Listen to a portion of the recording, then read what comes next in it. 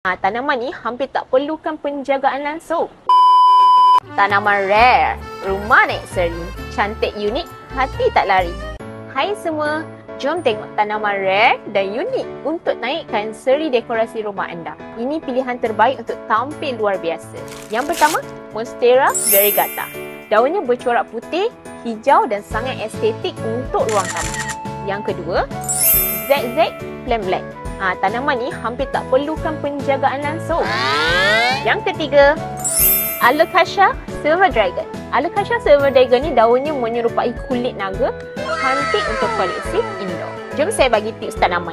Yang pertama, jangan terlalu banyak siram, hanya apabila tanah benar-benar kering. Yang kedua, gunakan air tapis untuk elakkan klorin pada daun.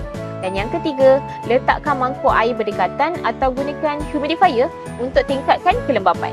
Dan yang keempat, pastikan tanaman rare ni tidak terkena cahaya matahari secara direct. Kalau nak saya share next tip, jawab panteni. Hijau putih coraknya manja. Tanaman rare, apa nama dia?